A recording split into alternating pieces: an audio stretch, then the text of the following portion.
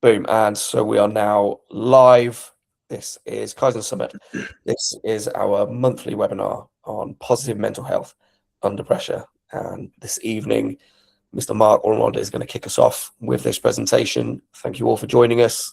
And thanks to everyone on the live stream for joining us as well. Again, like I just said, a little bit of housekeeping. Everyone could stay on mute for the time being. If you have questions, drop them in the chat function and I will do my best to get to them. Should take no more than 30 minutes if Mark sticks to his timings. We don't have time for Q&A afterwards, so please do make the most of that chat function. And good luck. Mark, over to you, my friend. Thank you very much. Guys, good evening. Thank you for tuning in. As Ben said, my name is Mark Ormond. For those of you that don't know me, there's one or two newbies on here today. I am a former Royal Marines Commando, a veteran and a co-founder of the company Kazien Summit. I'm going to tell you a little bit about Kazien Summit, who we are, what we do, and why you're here in a little bit. But first, I want to introduce what we're going to talk about this evening, which is positive mental health under pressure, stability, self-awareness, and daily maintenance. Now, this is not a course. This is just an introduction. So it's only 30 minutes long into positive mental health under pressure. I'm going to tell you a little bit at the end of the webinar about the kind of courses that we offer like this, where we host them, and what you can do to access them. But first, who we are. So like I said, we're Kaizen Summit. We are a leadership consultancy and a mentoring company. So we provide leadership development courses, bespoke training and leadership mentoring in a B2B environment, and then one-on-one mentoring in a B2B and a B2C environment. So effectively, we go into companies, organizations, corporations that have leadership challenges. With their support and guidance, we diagnose what those challenges are, and then mainly through our 12 module program, we help them solve them, either by doing the entire program or pick and mix in certain modules from that 12 module course. Come the end of that, should any of the leaders that we've worked with have any individual and unique issues that they need one-on-one mentoring with, one of our mentoring team will be selected to work with them and help them iron out those issues. And we also do that in a B2C environment. So this is not necessarily around leadership, but around anything that an individual is struggling with. We'll match them up with a mentor and put them through a however many week mentoring program. Now, the entire company is owned, operated, and staffed by military veterans and retired members of the emergency services community. So men and women that have served, sacrificed, and would like to continue serving.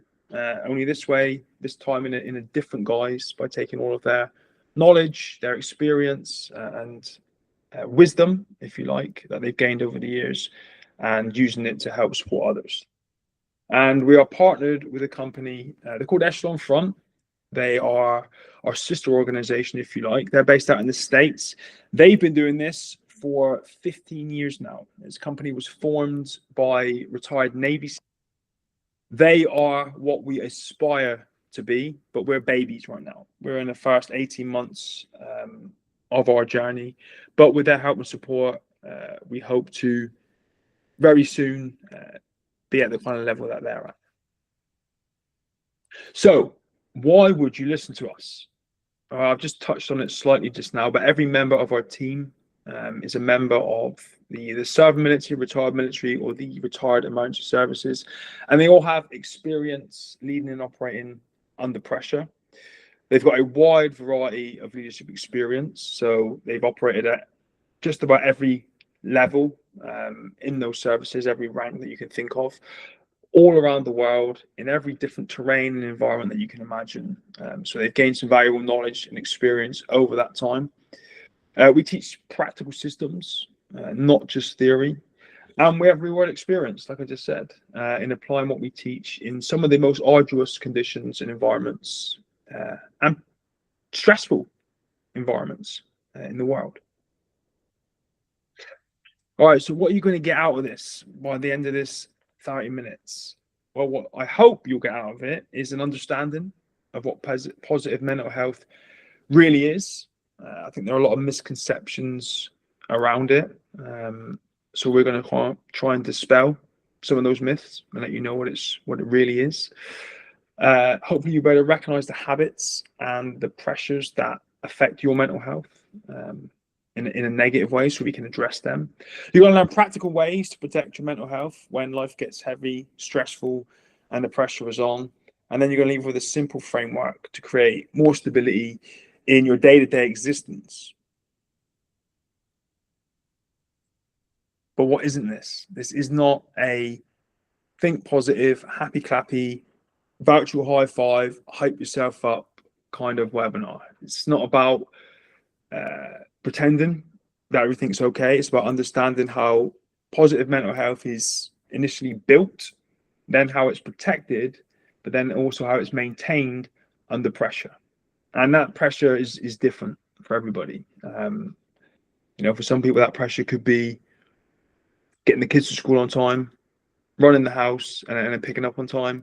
For other people, it might be running around dangerous environments with dangerous people doing dangerous things. It's all very different, very unique, and individual to each and every one of us.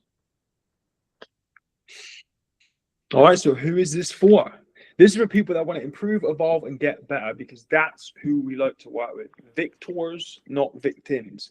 People that have had enough of coasting, of not living up to their potential, of not feeling fulfilled, or like they're getting the most out of life. We want people that want to improve, evolve, and get better. We want people that want control, not avoidance. So they want to take control of situations, control of their life, not avoid things, especially the difficult things, because as I'm sure you know, they're often the things that we need to do. And we want people that want practical tools, not just theory. That's the kind of people that we enjoy working with. All right, so if you're up for it, in the chat box, just spend a couple minutes now, not a couple minutes, a couple seconds, thinking, what does positive mental health mean to you, and what does it look like in your life? So if you want to, please put it into the chat box. If not, maybe just write it down. While you're doing that, I thought I'd share what positive mental health means to me. Now, I am a father and a husband, first and foremost. I'm a friend. I'm a business owner. I wear a lot of different hats. I do a lot of different things, and I love that. And positive mental health means that no matter what hat I'm wearing, I'm able to show up in those various different guises and to be present and to perform at the best of my ability. What does that look like in my life? That's being energized, being motivated, being positive, doing the things that I said I'm going to do, striving towards achieving my goals. Now, those are all lovely things to aspire to, but mentally, if you're not in the best place, that they're very, very difficult. So that's why this is so important to me. It's something that I personally have taken a huge amount of responsibility for in my own life. Constantly trying to develop myself, trying to evolve myself, trying to improve myself, so that I can be the best version of myself in whatever it is that I'm doing in my life.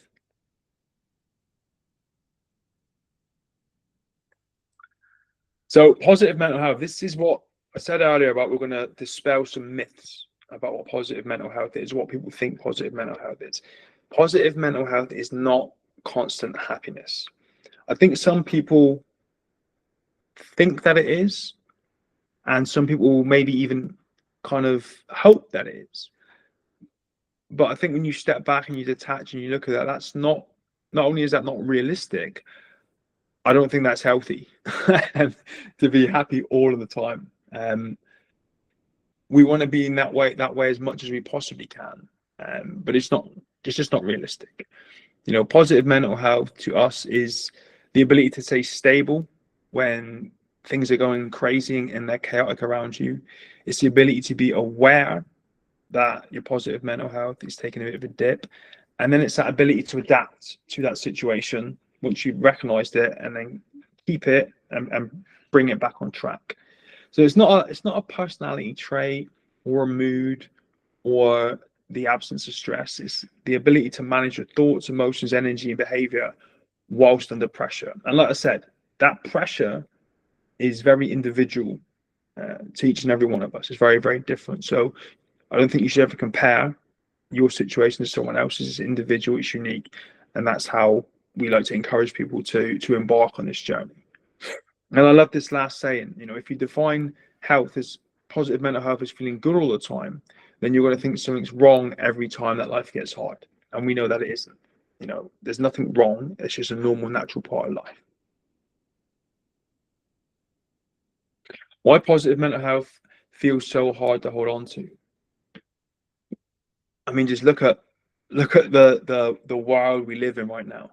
Everyone's trying to get 8 hours sleep, hit their macronutrients, hydrate every day, get the kids to school, earn enough money to survive, to pay the bills, to go on holiday, to have a car, to pay the mortgage. There's just attacks, if you like, from all different directions. You get IDF'd, all day, every day from different directions, which is why it feels so hard once you get in that good place to hold on to it. And when it starts to slip, it can be difficult to get back. Now, if you look on the screen now, this list is not by any means exhausted, but your mental health starts to slip when things like your sleep drop.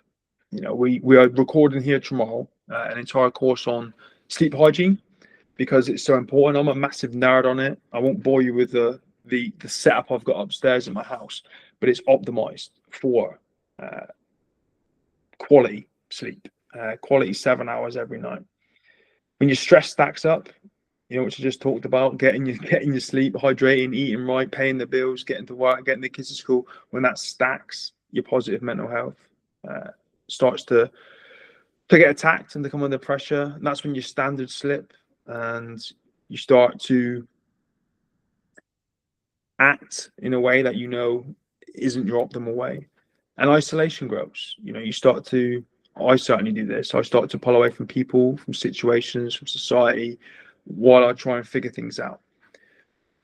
Now, I like this saying too: positive mental health rarely collapses in one moment. It usually erodes in small, ignored ways. It's like constant drips over the days, over the weeks, over the months, over the years. Just, like Chinese water torture. And eventually, it all comes to a head because it's been ignored for so long. Now, if the current system that you have doesn't protect you from that, then that pressure is going to expose you. Now, most people don't even have a system. I don't think a lot of people know that this is even a thing, which is why we're so passionate about teaching it, because we want people to understand that, we want people to create that, and we want people to see the benefits of that. Now, this is a funny thing as well. The problem with chasing a good feeling. Some people, when they are struggling, they wait. They tell themselves a story. They convince themselves it's okay. I've had a bad day. Tomorrow will be better. Tomorrow doesn't get better. All right, we'll wait for the next day, next week, next month. They just wait to feel better, and that's not a good strategy. And when you do that, people, they tend to avoid things like addressing the issues. They overthink. What's wrong with me? Why do I feel this way? Why is everyone against me? Why can't I just feel happy? Everyone else seems happy. Why am I not happy? So then they numb the negative feelings, often with alcohol, sometimes with drugs, and then they drift. Their standards drift, their mindset drifts, their morale drifts, their mental health drifts, everything drifts. And then that compounds over time, like I was talking about, the drips, compounds over time, gets to a critical mass, and that's when people tend to have a problem. So waiting for that good feeling, that bit of relief, is not a good strategy. That's not recovery. Building a better system is a good strategy. Now, I love this slide. Have a look at this one quickly. Look at the three levels of mental health on the spectrum: reactivity, stability, and resilience. Now have a think for a second. Which one of those three, and be honest, which one of those three do you think you live in the most? Now, I think most people live in reactivity. And what that means is they're reactive to their mood, to the environment, and that's how they act accordingly to that. They get up in the morning in their bad mood, then they'll act that way for most of the day. Stability, if you get up in the morning in your bad mood, you notice it, you manage it, and you're still able to function. Now, I think that level there is a great level to be at. And I haven't met very many people who are that self-aware that they can do that they can know, okay, I'm in a bad mood. It's for this reason. This is how I'm going to deal with it because I've got the system, I've got the structure, and then they carry on functioning. They don't crumble. Now, resilience. I've been fortunate enough over the years to meet a few people who live in this world, in this end of the spectrum, and it's very, very challenging. I'm still striving for this myself. I personally think this is a never-ending journey to try and be like this, but it's people that can carry pressure constantly without losing themselves. So,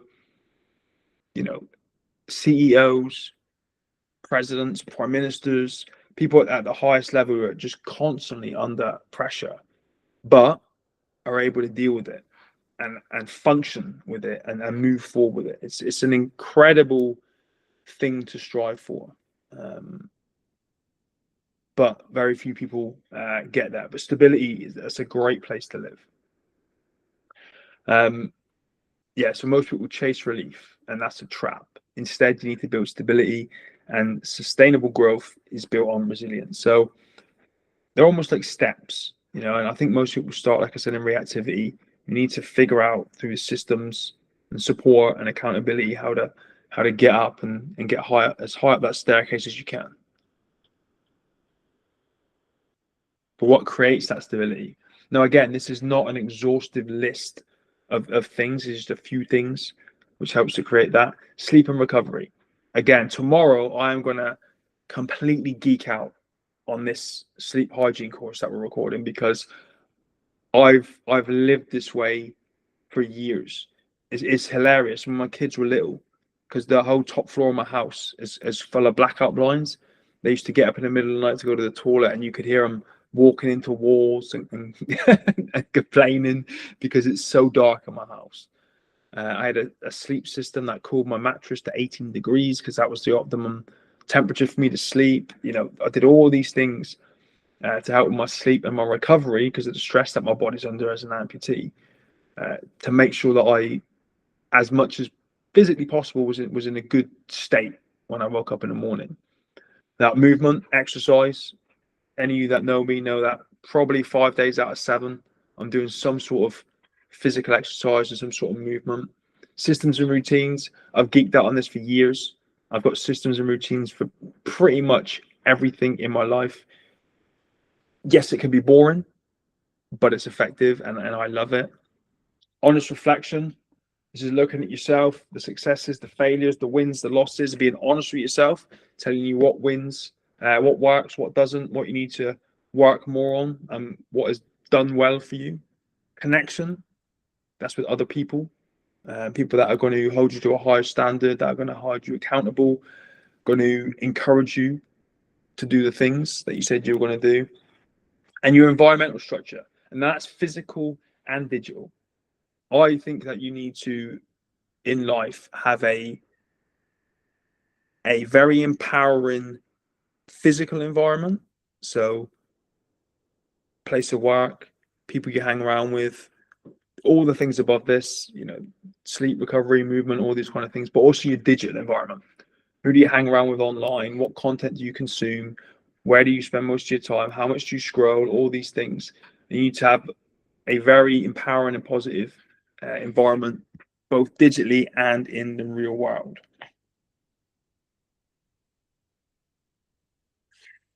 So when it drifts, how do you get back into the driving seat?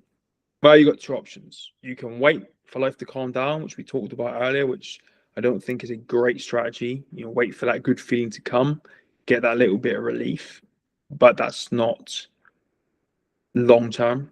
That's very, very fleeting and temporary. Or you can protect your mind while life stays demanding. That's what we want you to do. So it says there just underneath, control returns the moment you act, not when the pressure disappears. This is the thing as well. It's about taking action. You can learn the theory, you can build the structures, you can say you're going to do something, but you need to implement these things in your life. You need to take action. Sometimes you need help and support and accountability to do that, which is fine. We're going to talk a little bit about that later, but you need to act. You can't just sit around and wait for things to get better, because 9 times out of 10, they just won't. Now, this is an important caveat. I could talk all day about systems, structures, accountability, empowerment, support, all these things. And sometimes I think it can feel a bit, it can create its own form of pressure, is what I'm trying to say. It's important to know that hard days are normal. We all have them. I have them. You have them. The most successful people in the world have them, and they are normal. It doesn't mean that you're weak or you're failing, that you're broken. It just means that you're normal. And these actually, the way I look at them now, those days where nothing's going right, you're constantly firefighting, you don't seem to be making progress, you're reactive to everything, you're not proactive to anything. Those are the days where, as rubbish as they are, in terms of whatever you have to achieve for that day, I look at them now as training days for building my resilience. I just want to get through that day and handle it and firefight as much as I can, because the win for me in that scenario is, at the end of the day, I've become more resilient because I've got through that. Having those hard days, it just means you're human. You don't have to dwell on it. You don't have to feel bad about it. It's just, this is the way that life is. And the solution, as it says, is not emotional intensity. It's not getting super upset about it. It's about operational structure.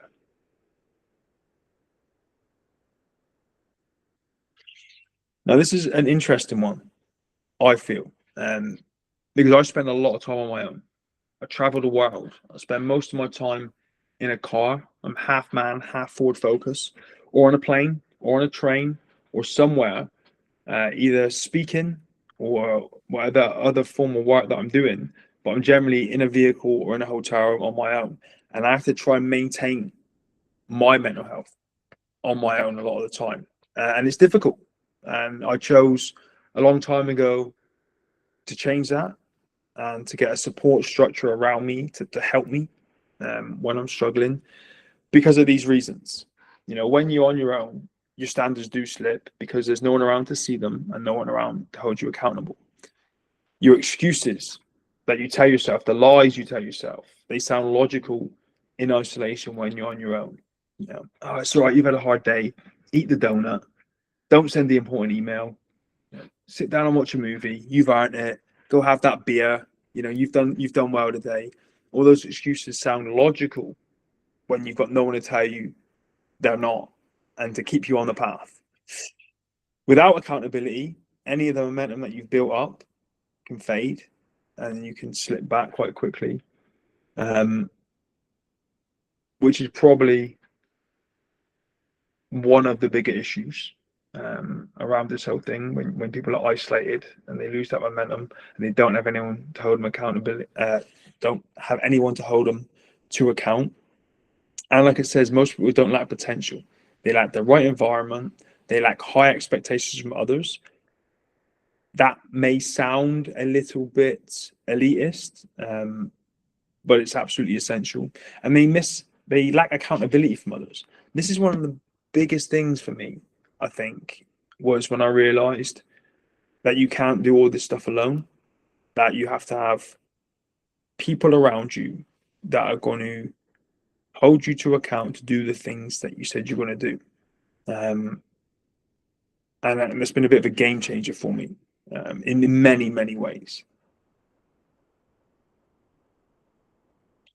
And we have those people. We have those people in our community and in our company that can do that. We have a membership site, a community site, where we host all of our courses, where all of our members hang out and meet each other, where we host challenges and have regular Q&As, live streams, and all those kind of things. It is a place for ownership and improvement and growth, not venting, complaining, and lowering standards. We don't do victim mentality. We're looking for people that want to improve their lives and to get better. It's a place for structured habits, routines, and higher standards. So people, again, that want to evolve and get better. We put regular content in there and courses. Like I said, tomorrow we are recording one on sleep hygiene. We're probably going to do 2 or 3 tomorrow because I'm going away again the next day. You get access in the community site to experienced mentors. So all those people we talked about at the beginning who are from the serving military, the veteran community, and the emergency services community are mentors that work with us. You get access to them in the community site. Short, regular updated courses, like I just said. We're going to have, I think at some point soon, over 111 maybe courses on there. Practical exercises and ongoing discussions and accountability. It's the way I describe it is like a private Facebook group. Without the noise, without the BS, without all the drama and the negativity. Just a place where people with a similar mindset, with similar values, with similar goals and a similar mission want to come together to help support, empower, and encourage each other to move themselves forwards in various different areas of their lives. I think I've just pretty much covered this. What you get in the community sites, community access to the members, to the mentors, monthly theme content, live sessions and Q&A with our mentors. We also run quarterly challenges. We're halfway through our second one of the year now. We got one more to go, which I believe starts in September. I might be wrong with that. Again, ongoing standards and accountability. Doesn't seem much, super important. And because we're from the military, the emergency services world, we partnered up with a lot of men and women that have left that run their own businesses, and we get to give bespoke discounts from some of our partners to some of our members within the site.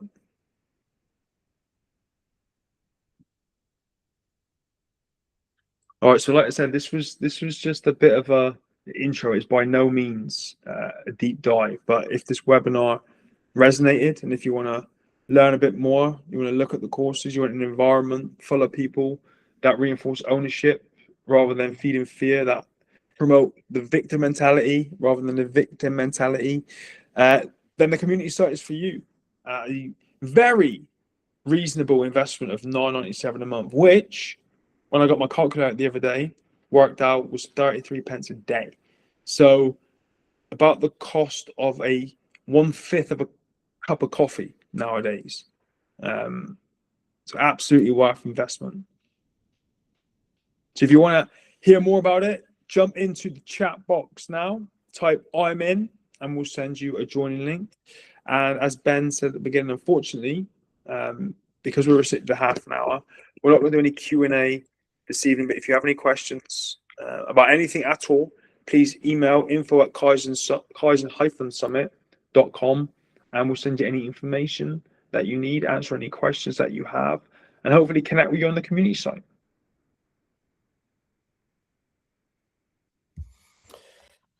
Amazing. Thank you very much, Mark. We will see you all in the community sites.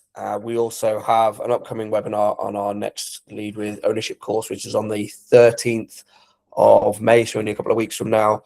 And we'll do another community sites webinar next month. Sorry. All the best. Thank you all very much, everyone. Love you. Bye.